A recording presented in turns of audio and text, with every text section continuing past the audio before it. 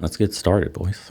Joining us now, Richard Reeves. He's a senior fellow with the Brookings Institute and is the author of a very interesting new book, Of Boys and Men, Why the Modern Male is Struggling, Why It Matters, and What to Do About It. Richard, thank you so much for joining us. We really appreciate it. Thank you for having me on. He's also the author of a great book, Dream Hoarders. We were just talking about that. Phenomenal book. I highly recommend. We'll have links down in the description for you guys to go ahead and buy it. So, Richard, first of all, why did you decide to write this book? And what were the social kind of impetus and why you thought it was important to society to have this conversation? Well, the first thing to say is I've raised 3 boys myself to adulthood, and I think all scholarship is a little bit autobiographical. Yep. It's the question of whether we admit it or not. Yeah. My last book, Dream Hoarders, was partly about the experience of being in the American upper middle class. Right. This is the experience of raising boys. But actually, in my day job, so I'm worried about boys at night because I've got 3, but in my day job, as I was working on issues of inequality in education, in employment, in the family, I just kept running across this gender gap, and not the way you'd expect to see it. I kept seeing ways in which it was boys and men who are really struggling. To be clear, it's mostly working class boys and men, black boys and men. It's typically not the dream hoarders. It's not the upper middle class. But I don't think we can understand inequality in the US without understanding what's happening to boys and men. I also felt, frankly, there was a bit of a gap because both sides politically are so dug in the culture wars around issues of sex and gender. How's the quality sound? It's even hard to have a book with that title without getting a reaction from people. Yeah. And so I almost felt like, as a Brookings scholar, given the work I've done, that trying to create a better conversation. We need a better conversation about re-scripting masculinity than we're currently getting, and this book is my attempt to do that. Fascinating. So part of why you get that pushback is because when we look around at society, you say, all right, look at the U.S. Congress, still overwhelmingly male. We've still only had men as presidents. You look at the CEOs. They're like, there's some stat, there's like more CEOs named Bob than there are female CEOs or something like that. I think you've talked about, venture capital and what a small proportion of that goes to female founders.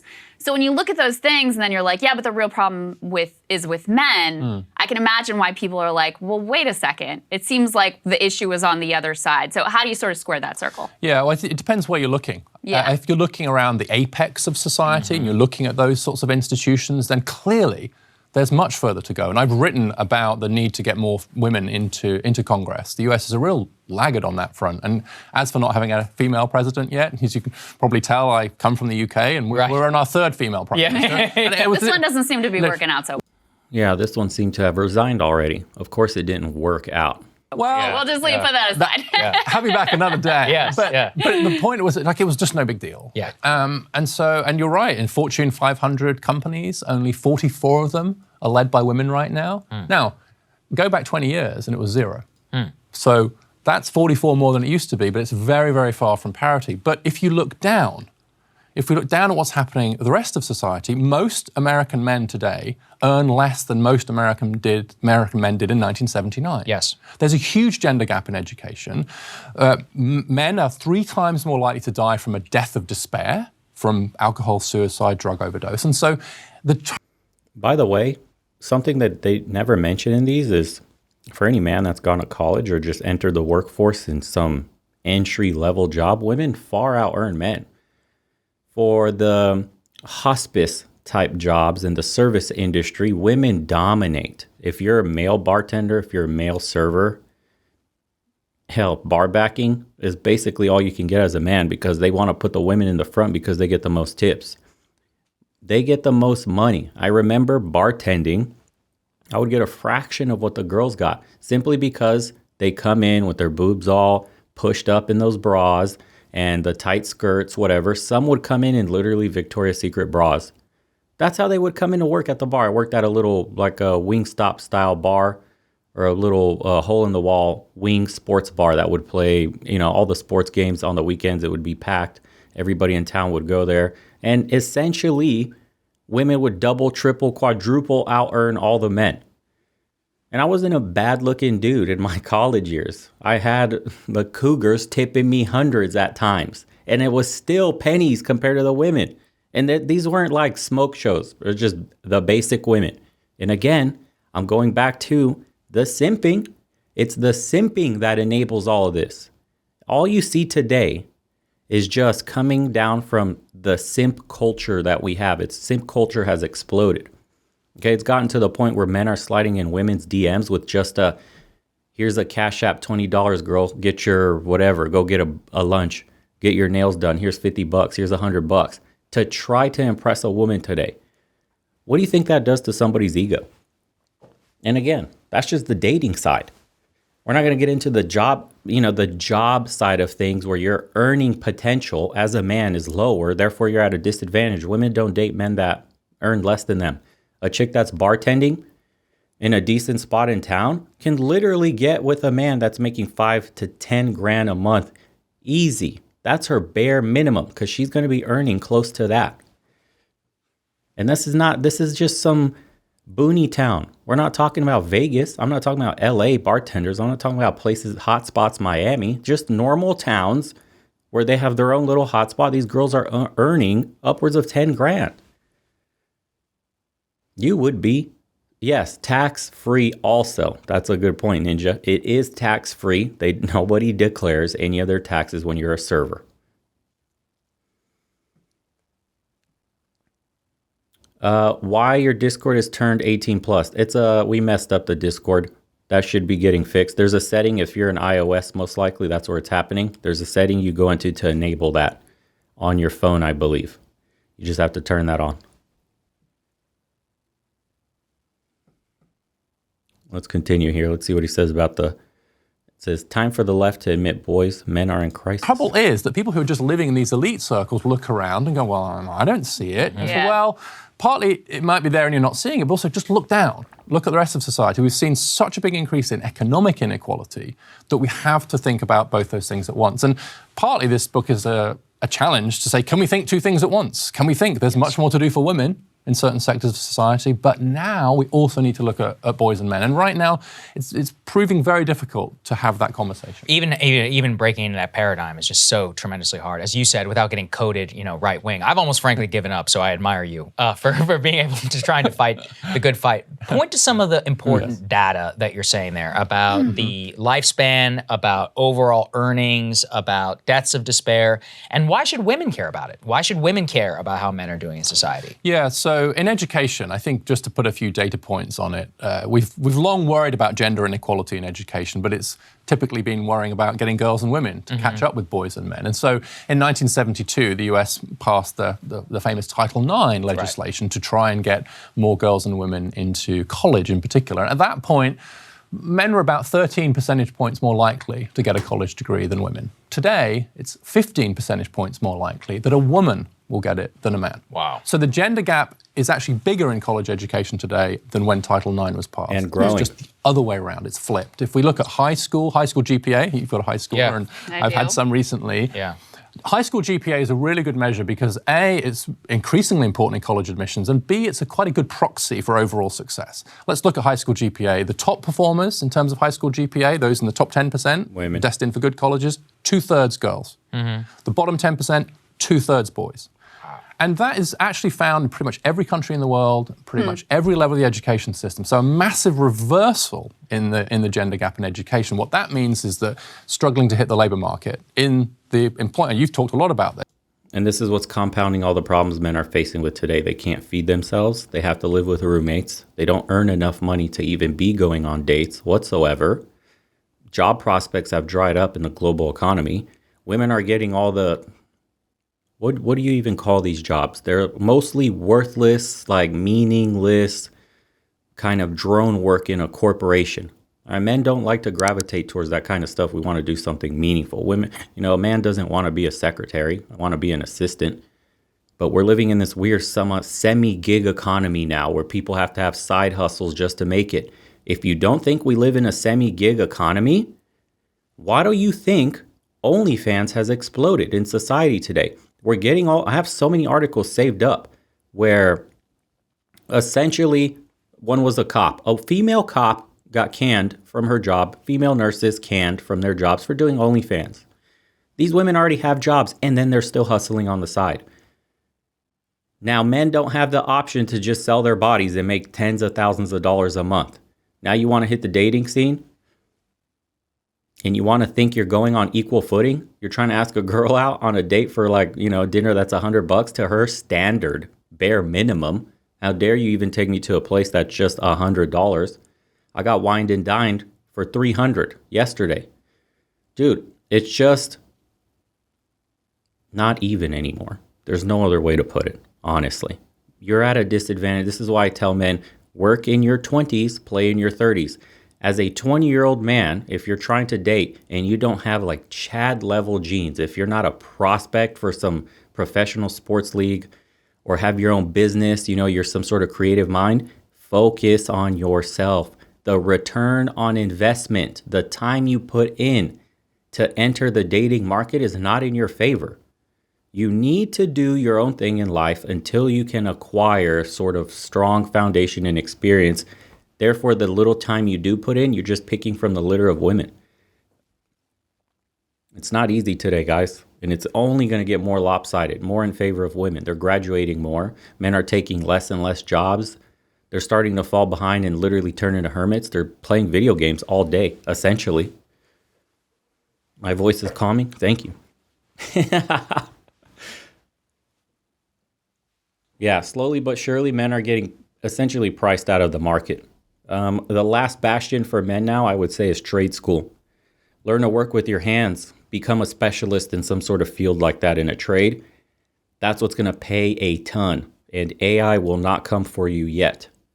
A lot of these drone worker jobs in the office, a lot of these people, mostly women graduating with these worthless degrees, they're going to get crushed by AI as it keeps advancing and automates all these jobs. Accounting is going to get automated. All the finance stuff, mergers, contract writing, all of this stuff is going to get essentially automated. You click one button and everything gets spit out. You can't click one button and spit out an entire house done up in stucco. You can't roof a house with one button. You can't plumb up a house with one button. Can't lay down electrical lines with a button. There's no robot that exists today that can do all this, and it won't exist for a long time. We'll be long dead before robots get so advanced that they could take over manual labor. We're hitting a sort of reversal in economics where having a degree used to pay you a lot. Now it's starting to pay you very little. You're actually graduating with a ton of debt unless you go into something professional like an engineer, like a doctor, etc. That's when it matters. But now we're reversing into where trade schools are starting to pay six figures out the gates. You can 3D print the walls of the house. That is true. You can 3D print an entire house, but it takes men to put it together. Yeah, robots will never have our hands. Well, they will one day. Not yet. So men, I implore you to read up on trades, trade schools. Yeah, because the ROI on colleges isn't the best anymore. Everybody and their mama can go to school on the federal loan. It's become essentially a worthless piece of paper. And your job is most likely global now. So there's not much left in America. Yes. Automation, free trade, like what's happened to the working class men. Working class men can't get the jobs their dad got with the same level of education. And so this has been a really difficult adjustment for men in the labour market. And one of the consequences of that is for family formation. Yes. So we see a number of men now who effectively get benched because they're not fulfilling the traditional male role. We haven't re-scripted a role for them. And so they end up out of touch with their kids' lives, which is particularly bad for their sons, actually. Mm-hmm. That's one of the things I think is most important is, especially I think in American society, we have this concept of masculinity that is centered around being the breadwinner. Correct. And then when you make it more and more difficult to fulfill that role, it's like, okay, well, what am I then? What is the role that I'm supposed to, or am I just a failure? Like, am I terrible? And that opens up a window for people who maybe don't have the best messaging to come and say, well, it's these, I was going to say these B words, but yes. We can't say that. It's these ladies over here who are strong, independent queens. You can't even say the B word on YouTube. It is what it is. In the dating world today, in the culture today, if you're not a man that's over 6 feet making six figures with a 6-inch pipe and a six-pack, you're not going to make it, boys. Because the dating market for women, they've never had these many options in their lives. Okay, there's men that are very successful when they swipe on Tinder, hundreds of them that are propositioning the same woman. And you're coming up as, normal Joe, regular Joe, and you're trying to hit this girl up and impress her with a, hey, how are you? And your pictures look average. You don't have the markers for Chad. right? Or you don't make an insane amount of money. You're not in front of a Ferrari. You're not on your private jet. I mean, these are what catches attentions today. Because we live in an extreme society, guys. When you log into Instagram, when you log into whatever, even YouTube, Twitter, TikTok, you see the craziest, most extremes. That's what gets pushed. The guy getting out of his supercar, the guy flying in his private jet. That becomes the norm in people's heads, man. It messes our perceptions of reality. So now when a woman tries to talk to a man and he's not coming with those wow assets, he's below average in her mind. Again, women only see the men that are either on their level or above. So what is social media showing them today? Men far above their level that they obviously think they deserve, they should have, aka the B words. They're being Bs. Or really your Oh, and on a note of what does the man do when he doesn't have much earning potential in society today? Well, the rise of lonely single men. That's what's happening. Men just need to get smart and pivot, dude.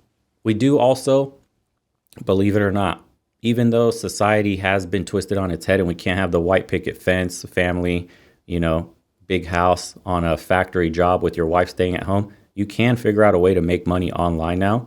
You can do a sort of consulting. You can get specialized skills and make a ton of... The internet has been a beautiful thing also, as well as destructive.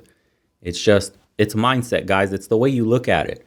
If you think everything is a negativity, then you'll be stuck, man, building up walls in your head and holding yourself back. But if you look at it as an opportunity, the internet is an investment, an opportunity for you, you'll start problem solving and picking up little moves here and there on how to make money online. Don't just get stuck in having a job, going to school, to work for somebody else. Always be developing a side hustle. Always chase some sort of dream you've had since you were little. Yes, you're going to need to go to work. You may need to go to college to get a decent job to get you extra income that you could put away while you slowly build up your side hustle until it becomes your main hustle. That's the key to making it out of the matrix, as they say. Yeah. It's the feminist fault. It's not nice. That's right. It's the feminist fault. There you go. And that's exactly the debate we're having right now. Right. And I think what we see on the left is an unwillingness to acknowledge some of these issues at all, for fear that means betraying your commitment to women, which we've already talked about. But on the right, there's this sort of magical thinking, which is, let's go back to the way things used to be. Let's go back to the way men and women knew their place, and to marriages based on economic dependency. We live in a world now where 40% of women earn more than the average man. Right. That was 13% in 1979. Did you hear that? In 79, it was 13%. Now it's 40%. 40% of women earn more than men. That's crazy. Doesn't that coincide with the way society and culture has been evolving too? Where are all the good men? There's no good men left. Notice how the more earning power, the more freedom, the more everything given, all of a sudden there's less and less suitable men to date. Come on, man. Anybody with half a brain could have seen all this coming. You're just a victim of your own success. That's the truth. And so 41% of households have a female breadwinner. This has been a huge change. And a wonderful change, arguably the biggest economic liberation in human history. What it means, though, is that old model of masculinity, of masculine success, is not coming back. And politicians on the right, who somehow think they can wave a magic wand and bring it back, are selling everyone a lie. So the left are effectively turning their backs on boys and men, but the right are trying to turn back the clock on women and girls. And everybody I know is just trying to figure this out. And we need a model of mature masculinity that is compatible with gender equality. One of the things I think is important about your book is you actually offer some potential solutions. So let's talk about it. What are some of the things that you offer, societal-wide changes that could be piloted or at the very least thought about experimenting in America? Well, first of all, thank you for asking that question. Yeah, because I do think books suffer sometimes from they become like the Book of Lamentations. Yes. Everything that's wrong with the world, and then maybe one idea at the end. So I felt I did want to offer some solutions. So in education, for example, I have 3 ideas. One is that we should start boys in school a year later than girls, because their brains mature later. A 16-year-old boy and a 16-year-old girl, I think you have a 14-year-old? Yes. Right? And I've raised them, they're not the same. We know that boys' brains develop more slowly, which is one of the reasons for those GPA gaps we've talked about. So start them, redshirt them, is sometimes how it's described. We need a massive recruitment drive of male teachers. I think the fact that the teaching profession is becoming progressively more female is a problem. 24% of K-12 teachers now are men, only 1 in 10 elementary school teachers, and getting fewer by the year. This is crazy. And that does seem to have an effect on boys, especially in subjects like English. And then we need more vocational education, a big investment in apprenticeships and VOTech and so on, which do seem to help boys and men a little bit more. So there's always focus on college. Yes, that's all we focus on today is college. First of all, shop class disappeared. We don't work with our hands anymore. And again, most male teachers, I had a ton of male teachers growing up, and they did have a different energy about them in the way they teach. It's very different from the way a woman teaches. We had a nice balance, man. Now it's mostly women teachers, and the teaching they get is mostly just like what do they put the projector up there with the class lecture playing automatically, or just her reading paragraphs at a time. There's no interaction with the class. It's write down the notes as I'm speaking and we're done. Men don't learn that way. Men don't learn that way at all. We learn with our hands. That's why we excelled in shop class. That's why we excel in things like gym, physical activities. That's when a man's brain really turns on. So I don't know if I agree with the starting young boys a year later. I think we should start them at the same time. But I personally believe, and I've seen it in statistics too, that separating boys from girls in school was actually a benefit. That their outcomes are far better. Both. When you don't have the sexes intermingling in school. School should be about teaching, learning, right? And then later on in years, maybe towards the end of like, say, high school, what it would be like 9 through 12, you may start mixing co-ed classrooms. But the critical developmental phase of teaching and learning, the basics, males and females should be separated. And there's nothing wrong with that. Because it's a distraction when you have young boys and young girls together. It really is. And then you can tailor the curriculum to boys or girls, right? If they're separated in schools, you can tailor a curriculum that works well for the mind of a young boy. Likewise, the way young girls learn through talking, facial expressions, etc. You can start to tailor the curriculum towards that. You can build up to their strengths. We would have an incredible society if we did that. If we separated young boys and young girls, and then we went and created schools that literally foster all the best in each gender, then we would have an incredibly robust labor market where everybody wins. Instead, we're literally, what do we do here? Standardized testing in the United States. We tell you to memorize an answer. We don't teach critical thinking here. We teach standardized testing, A, B, C, D. That's it. How do you expect people that learn A, B, C, D to go out into the real world where it's nothing but critical thinking and problem solving beyond memorizing question and an answer and have them succeed in life, man? Most people, how many people here know about compounding interest? How many people here know about how to manage their money? How many people know about investing? What did we learn about taxes? Does anybody here know anything about how to do your taxes to pay the least? Nothing. We know A, B, C, D. And then you go, oh shit, I marked D 2 times. The third answer can't be D also. Come on, bro. And I won't say most, but quite a few people are cheating on their standardized testing anyway, especially when we have something like, look at the literacy rates. How many people graduate high school with like a fourth grade reading level, 6th grade reading level? How the hell can you graduate high school and have a reading level below par, multiple grades below? There's a unitary path and loan forgiveness, which again, I know you've talked about. Mm-hmm.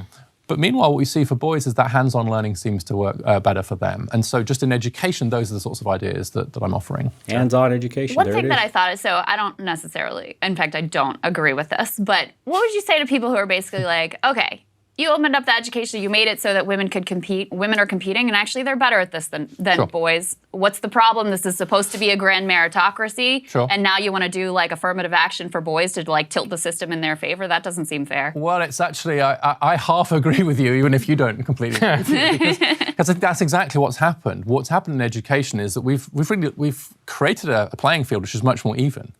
And what that's demonstrated is that actually women and girls are at a structural advantage in the education system. So we've created a level playing field, and it turns out that the women and girls are better players. But they're better players largely because of the developmental differences, because their brains develop earlier, and especially the prefrontal cortex. The prefrontal cortex is a bit of your brain that says, do your chemistry homework rather than going out to party. Maybe you should care about your GPA because that will help you get into college. It's about future orientation. It's about the ability to control yourself, and it just develops a year or two later in boys. And by the way, even if it develops later in boys, it wasn't an issue. We used to have rites of passage. We used to have stringent rules for young boys. We used to make them do things to ascend into positions, to manhood, for example. They had to adhere to very strict standards, usually under the guidance of a mentor. Wax on, wax off. You remember the kind of tough love young boys used to get? This isn't like new knowledge, man.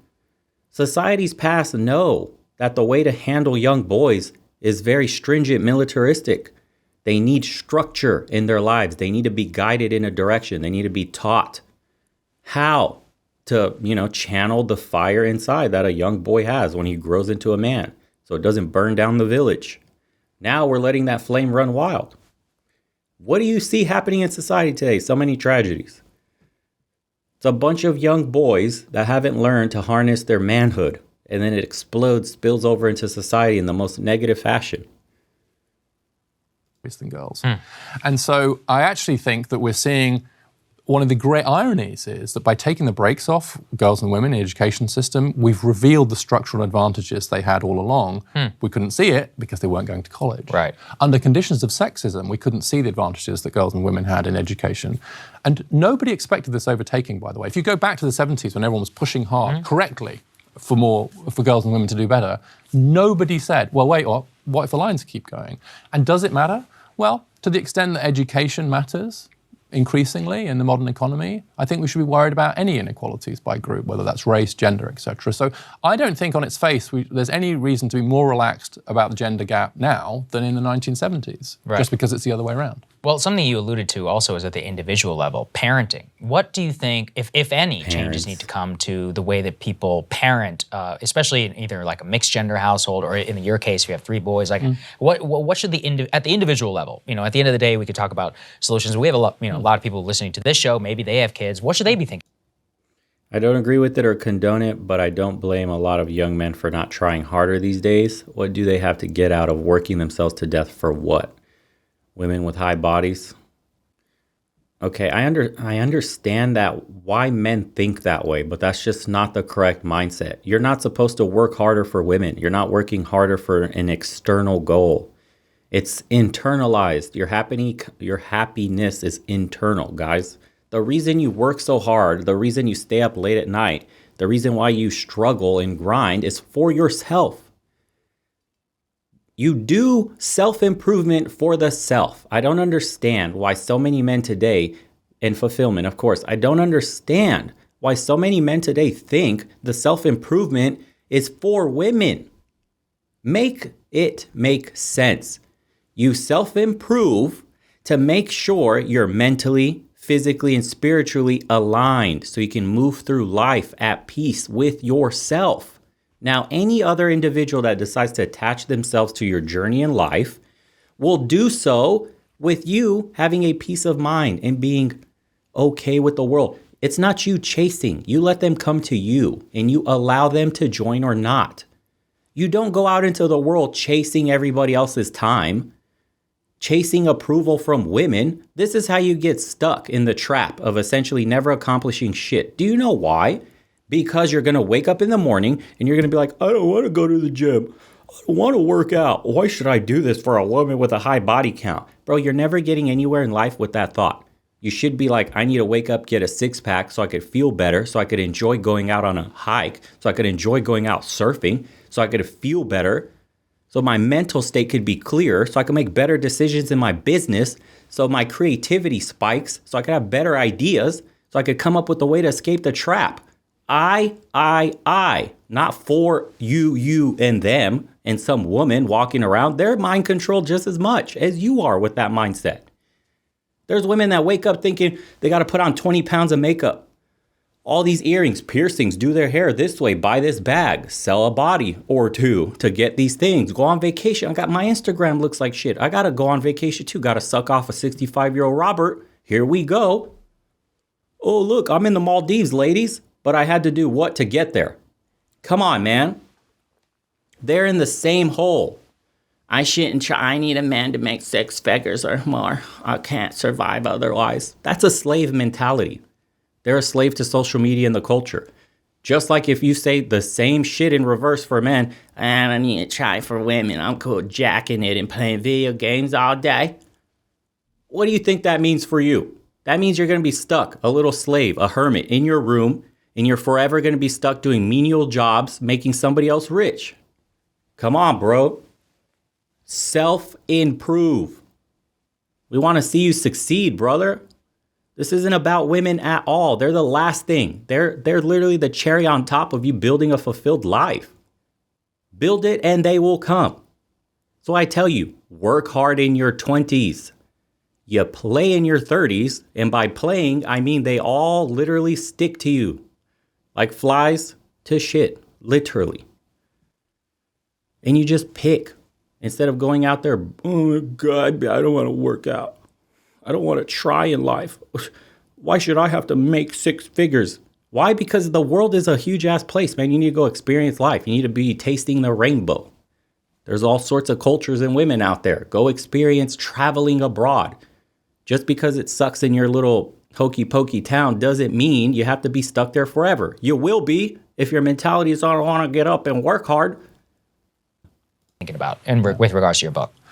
Well, I think the first thing is something not to do. And I think that's not to fall into the trap of thinking there's something toxic about masculinity. I do think that this term toxic masculinity has become itself toxic, frankly, because the message that society is then sending, which I think parents can absorb and inadvertently maybe pass on, is there's something wrong with you. And so if you're behaving in a particular way, which on average is more associated with being male, then I think that to pathologize that, say physicality or more potential for aggression and so on, is not the way to help boys learn to manage that. So recognize there are some differences between them. It's a myth, there are no differences. Absolutely you want equality of opportunity for both. Interestingly now, there's some evidence that people are starting to think it's more important for their girls to go get a good education than their boys. And that's not true. And I'm very worried that in some households, and this seems to be particularly true in more working class households, that educational success itself is being seen as more feminine. And it's incredibly important to send a message to the boys that actually you succeeding at school, you having chances at college or apprenticeships is just as important as your sister. It feels weird to be saying this, even now, because it's so recent. But the educational overtaking is so fast and so recent that honestly our heads are spinning. It's like the poles on a compass reversing. Like north became south overnight. And so I understand why we're all struggling. I've struggled with it, frankly, as I've been writing the book. But the evidence is pretty clear now that if we're worried about education, we need to worry about boys. So if the old story we've told about like what it means to be a man is not functioning well in society, what does a new story sound like? Yeah, we definitely need a new script for masculinity. I think that what's happened for women, I'd be interested to know if you agree with this, is there was an old script which was get married, get kids, have a stable family, etc. I'm simplifying. The new script is get educated, get yourself independent, make sure you can take care of yourself. You go, girl, right? Make sure you can stand on your own feet. Very strong script. So we've replaced an old script with a new script for women. The old script for men, become a breadwinner, look after your family. The new script for men, not sure yet. And that's the problem. And so a re-scripted, positive vision of masculinity has to be founded on, I think, some things that sound quite old, which is you do provide for your kids, but not just money, time and care, etc. So I think we need to start with fatherhood. The danger is that as the old model of masculinity has collapsed in the face of the changes that we've just mentioned. Again, can't say it out loud. The F word is the reason the old traditions of masculinity have collapsed and fathers are no longer in the household, guys. It's not that masculinity, the script needs to be changing. It's that we need to stop beating it into the ground and rewriting it. There's nothing wrong with being a man, being traditionally masculine, being stoic, managing your emotions, being a pillar on society that everybody can lean on. There's nothing wrong with that. That does not need to be changed. We need to change the narrative of toxic masculinity. Men are predators. Men are evil. All the problems in society today are men's faults. That's the issue that's causing confusion. It's not that we brought women up and changed their script and it's super strong. It's that we've destroyed what it means to be a man in the process. We literally label everything manly as toxic today. We don't need a new script.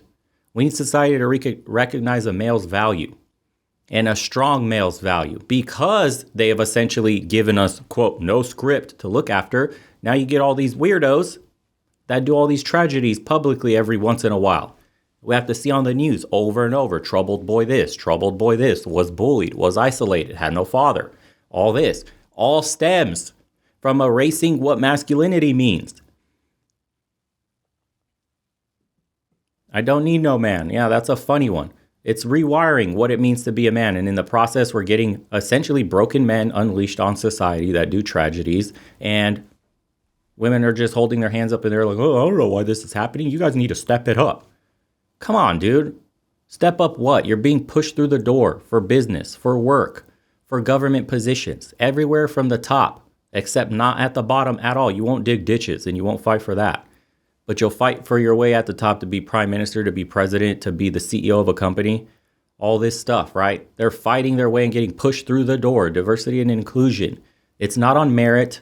It's just to meet a quota.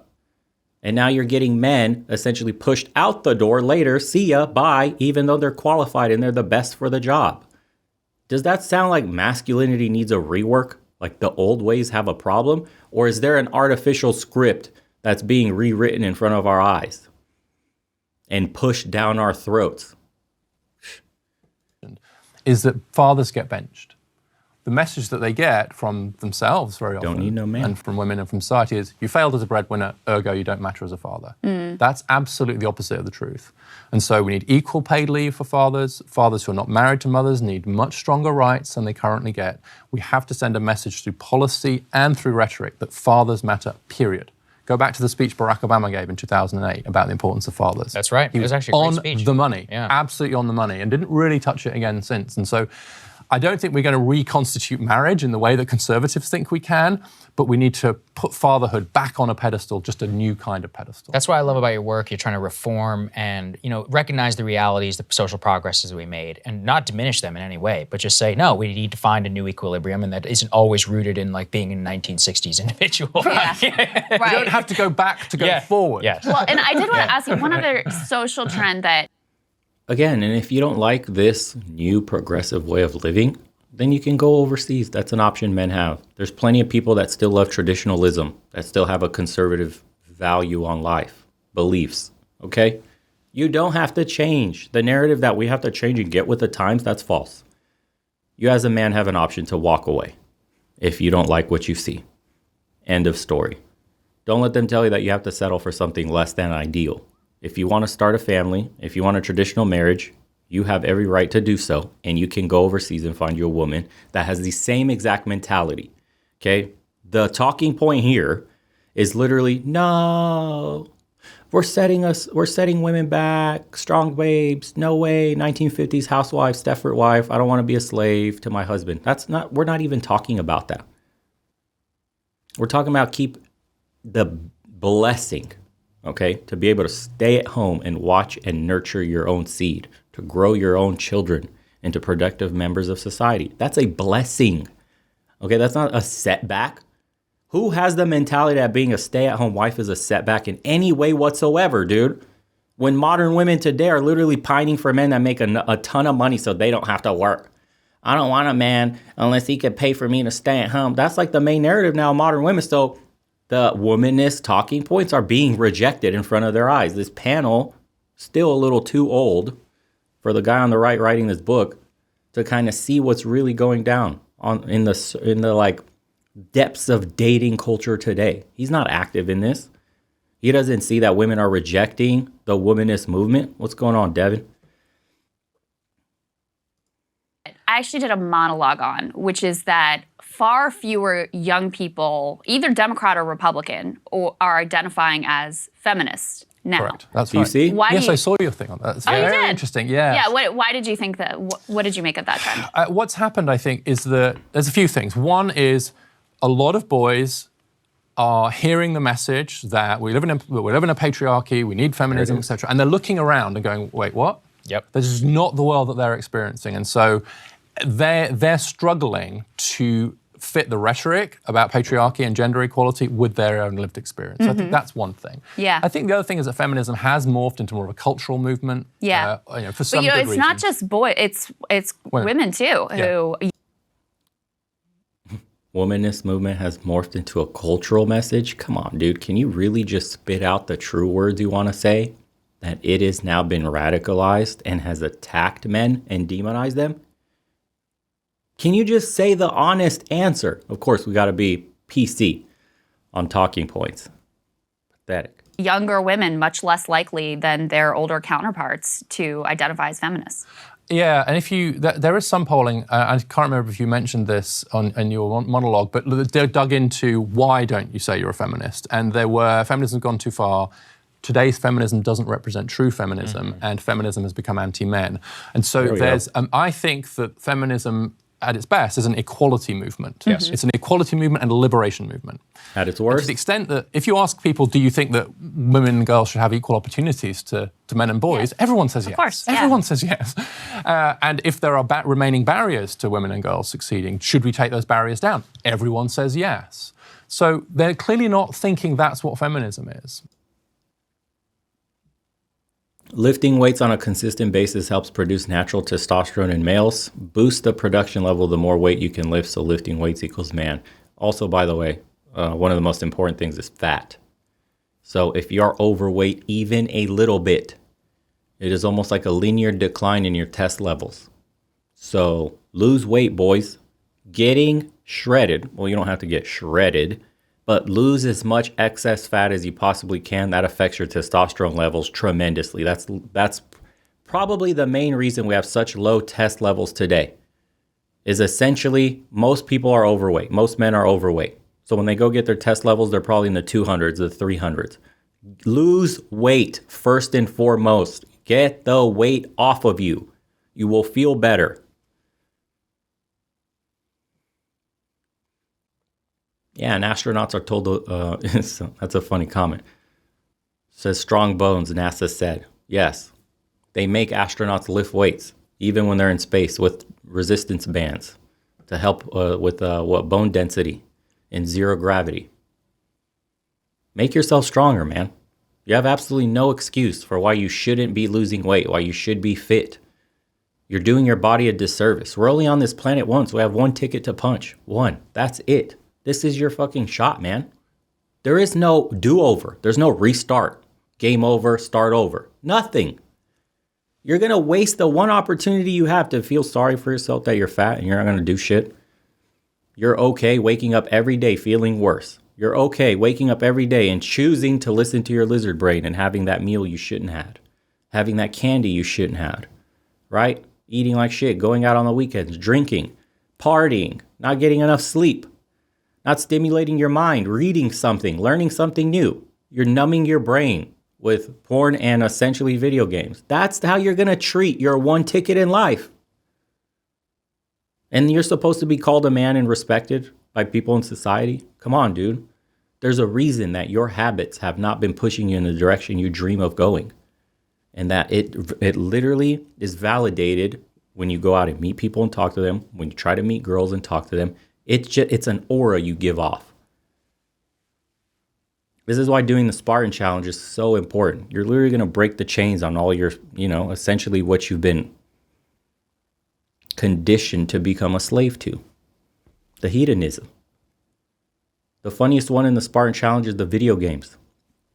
There's so many men that claim they don't need video games. They only play them for fun because whatever, dude, I'm just blowing off some steam. But you tell them to stop playing for 6 months. That's it, bro. 6 months. Just stop playing video games for 6 months. And after 6 months, you can go back to playing video games all day. And they can't even do that. You know what their excuse is? Wow, I work like 10 hours a day, bro. And like when I get home, I just want to play a few hours of Call of Duty. What's wrong with that? It's not excessive. The point is that you can prove to yourself, if you wanted to, you can stop cold turkey playing games for 6 months. If you can't, that means you're an addict. It's no different from a crack addict telling you to your face, I only smoke a few pipes a day, bro. I only light a little bit. I could quit whenever I want. And you tell him, okay, quit for a week. And he goes, nah, I don't have to quit for a week. I'm out here homeless in the streets. I need 1 or 2 hits a week to keep going. You're an addict, bro. Stop bullshitting everybody. You're addicted to video games and you can't stop. You can't even stop for 6 months. You let yourself down. You're literally being programmed as you're playing. Your mind is turning into mush. You can't even recall. Your memory's getting fucked up. You're getting stressed.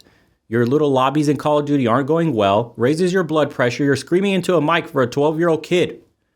Tell him, and he's screaming back, tell him how he's boning your mom. That's the extent of your day. You're wasting away, bro. Atrophy from your brain to your body, sitting there. Do you have a link to the Spartan Challenge? Yes, we do. What's the link, guys? I'll let the mods link that. Yeah, boys, you need to do the Spartan Challenge. There's a video on the channel, too, called the Spartan Challenge. Oh, it's nuts. Let's finish this one out real quick. And instead, they're seeing feminism more of this cultural movement, which has taken on some of these, the aura of anti-men, toxic masculinity, etc. And I think has been a bit blind to some of the problems that boys and men are now facing. That creates, as you alluded to earlier, a massive opening for other people to come in. Right. Yeah. Well, I encourage everybody to go buy the book. It's right here. We're going to have a link down in the description. Go ahead and purchase it. And I think supporting people like you who do this work in a very measured way, thoughtful. with data, thoughtful, no culture war or any of that is just the most important thing. So go ahead and support Richard if you can. Link is in the description. All right.